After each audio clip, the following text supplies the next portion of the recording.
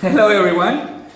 This is a new chapter of Breaking the Myth, and today I'm with a friend Thural. He's from Azerbaijan and he'll help us to break the myth of Azerbaijan today. And I'll let him introduce himself. My name is Thural. I am the student here with Moy, and that's me so far. And the first question I always ask Thural is, what is the language you speak? What's your main language? speak, from birth, we speak Azerbaijani language, which is our main language, which is really similar to Turkish. We have similar words, similar sentences. If you just give a little bit of effort, you can learn fluent Turkish if you know Azerbaijani language. Okay, this is like similar regarding words, or is it similar, for example, like Spanish and Italian, or Spanish and Portuguese? I'll tell you, Azerbaijan and Turkish is more like they are same language with two very different accents. Very heavily different accents. You know what I'm saying? Until a point where in some grammatical things there are also differences, but Azerbaijan language is more tough. It depends more on the throat. We have a lot of khas, like Would you be able to understand? which means like welcome. That thing exists, but in Turkish it's more soft. So, what kind of food do you eat there? Is it very similar to Russian or Turkish? No, it's not. It's not similar to Russian or Turkish. It is more. See, we have a lot of rice, chicken based foods. We have a lot of. See, the thing about Azerbaijan is a very small place separated into so many places, right? So if you go to the north of Azerbaijan, you have totally different foods, different base foods. Like, let's say there's a place called Shaki. Shaki has a totally different food than a place called, let's say, Lanka, which is in the south of the Azerbaijan. So in Azerbaijan we have mixed varieties of food. So each one comes from. If you want to try the best of it, you have to go to that place. But each time you drive, it's a couple of hours to drive there. So in my family, it is like, how do I say? Within my house, we have all kinds of food cooked every single day, from all parts of Azerbaijan. That's the beauty. We don't have a standard food where we say, this is the food of Azerbaijan. We have, each region has its own food that they present. There are all kinds of festivals and stuff going on about that. Like their food, not only the food, the things that grow in Azerbaijan, which are like all the fruits and vegetables and all these things. It's a very rich land. So that makes Azerbaijan a very diverse, and when it comes to the cuisine, it's very diverse cuisine. So what do people ask you the most about your country? Like, you tell them, hi, I'm Thural from Azerbaijan. What do they tell you? What do they ask you? I tell you, there are two types of people, right? One that they know Azerbaijan very well, and the others that don't. So, like, the first type of people are like, what is there? Usually these people are like from US based, Mexican based. They don't know it because they lived in that part of the world. When you live in the Eurasia part of the world, you would know Azerbaijan because it's in the middle of everything. But then if you live in that side, you wouldn't. And I came across a lot of people. I don't get offended when people say I don't know where Azerbaijan is. Some people try to assume that like Azerbaijan, like Kyrgyzstan.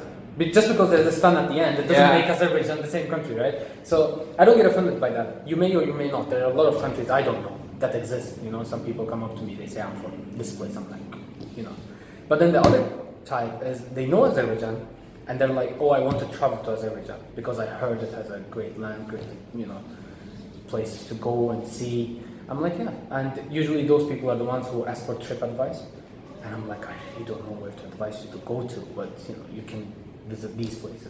Because Azerbaijan has a rich history. When you go within Baku, there is a place that is from. Have you ever heard of the Median Tower? No, I haven't. Median Tower in Azerbaijan. It's right in the middle of Baku. That place is from 12th century, and they renovated it. They're keeping it. They put some lighting on it. It looks beautiful at night.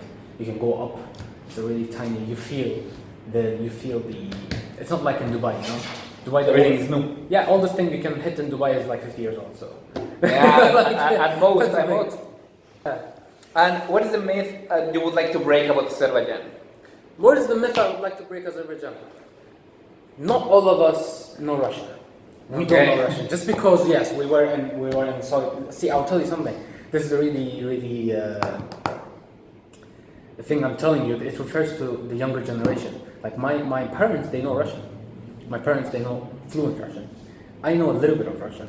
But when I tell you I'm from Azerbaijan, don't tell me Kaldila, because I don't know. And like, Don't tell you what? Kaldila, like how are you in Russian? Okay. Don't tell me that, because I don't even know if I said that right. But then, why don't tell me that? Because You're not you're just assuming we were in Soviet Union, all of us have to know Russian. There are a lot of people in Azerbaijan who does know Russian. It's common language. It's kind of the secondary language, but it doesn't mean everybody does. That's a myth. And some people tell me, "Oh, you're from Azerbaijan, so you're Russian." I'm like, "I'm not Russian. I'm from Azerbaijan." I have no offense to Russian people, but then that's not who we are, right? So don't try to assume that you know Soviet Union countries and they all are Russian. It's not like that. It's different. Azerbaijan is. I think one of the myths I would like to break is true, like that there is a lot of mafia in these kind of countries, like Baramba and everything. I will tell you. In Azerbaijan, every country. Let's not talk about Mexico, but Chapo, Chapo. which everyone asks me, I'll break the myth and break the myth Mexico. Yeah, but I'll tell you something. It's not. Mass majority of the population is. We don't even relate. It's kind of like a stereotype where you say these people are bad, or these people are good, or these people are mafia. It's a stereotype. I had a lot of friends ask me that, by the way. Oh, you're from Azerbaijan. Oh, the mafia? Yeah, about your mafia. I'm like, I'm not mafia, first of all. I've never encountered one. I've never been through one. Nobody is mafia in Azerbaijan, truly. What I want to say is, there are many type of people in a country, and you can always assume some people to be in different, interests, I would say, but it's not that. It's not how it works. We have a lot of people well educated, well performing. We have a lot of people outside Azerbaijan trying to bring good things. I think Azerbaijan being stereotyped with mafia is super wrong, because that's not who we are, and it is a stereotype that is really. It's like telling someone you're a murderer. Not only telling someone you're a murderer, but also telling them that all 9 million people in Azerbaijan is a murderer. Just like they have it doesn't work that way, right? So it's not like that. So, Thural, the last question. What is the thing you're the most proud of about your country? I am simply very, very proud to be from Azerbaijan. Azerbaijan is a very unique country. Azerbaijan is a country that I would like to tell you something. Azerbaijan people are really patriotic, right? When it comes to that point where you need to be patriotic, we're very patriotic, right? We won't give up on Azerbaijan as long as we live. But then the thing is, Azerbaijan, we're all proud of it. I'm proud of being Azerbaijani. Azerbaijan is in a state that is growing so much that we can't even recognize Azerbaijan 10 years from the past. So Azerbaijan is growing rapidly. Azerbaijan is, and it all comes down to who we are, right? I mean, it's always good to be proud of from where you are and who you are. What I like about Azerbaijan is my country. I'm very proud of Azerbaijan, and I'm proud to be part of Azerbaijan. I'm proud to be Azerbaijani and represent Azerbaijan everywhere I go. And if we can prove that Azerbaijan is a place that you can go and you'll be very happy. I don't know for how long you will go. You'll be very happy, you'll be very satisfied with the country, with the people, with the nature, with all the aspects of Azerbaijan. Then you'll be like, go there, see it, and see how beautiful it is, see how friendly people are, especially towards foreigners. If you're a tourist, if you're a foreigner, we keep you on like a king, because that's who we are. We're very people with hospitality level in Azerbaijan is very high, so we love foreign people. That's why there's a lot of tourists. Expats? Yeah, not expats. We don't have a lot of expats. We have a lot of tourists in Azerbaijan these days. These days, I mean, like for the past 2 years, because apparently some people try to discover, and it just spread out. But what is there to see in Azerbaijan? There's a lot of things. That's the thing. There's so much that you can't just tell me. You know, you have to do your research, obviously, maybe your desk research or whatever. And I can tell you the specific places I know, and I can tell you within Baku and nearby Baku areas. But then if you want to know Azerbaijan as a whole country, it's a very rich, historical country that you have to really go and explore, which that's the beauty of Azerbaijan. It has many things that are underrated. There are many things in Azerbaijan that are underrated: the history, the culture, the language, the people.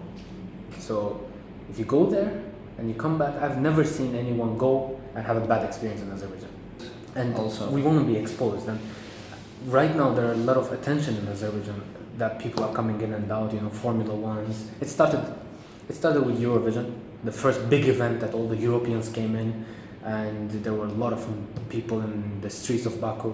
And then it started with that, and then it kept on. It was like a ripple effect, you know. It started with that and it took off. And today, even if there's no big event, still there are a lot of foreign people in Azerbaijan. When you walk in the street, you can feel it. It's like Dubai, you know. You see many people from different cultures and here and there. Try it, go see. That's my last words. Okay. That's what I'm done. No, it's fine. Thank you so much, Thural. No worries, no worries. And anything you would like to add? Yeah, it was a nice interview. It was nice to have this friendly conversation. It was nice to talk to you. I hope you continue with this segment because we would like to know more. Thank you. We would like to know, and you're in a place, by the way, that is very diverse, right? So, I mean, I cannot miss the chance. You can't live without it. It's a chance of a lifetime, by the way, because being here is, even Dubai, being in Dubai is, you get exposed to, I have friends, I have never had a friend group, except for an Azerbaijani friend group I had, that was from one nationality. It never happened. It never happens. And you get exposed to so many different mindsets, so many different, you know, stereotypes, and so many different things people think about each other. And we're trying to be as friendly as possible, but then there's also the bad side of it, which is, I don't really like to talk about, but, you know, I think people should take it easy, you know, on each other. They should take it easy on the differences they have and embrace it, and, you know, actually get benefit out of it instead of trying to ignore it or reject it. Yeah. That's all. Thank you. Thank you. See you guys next time.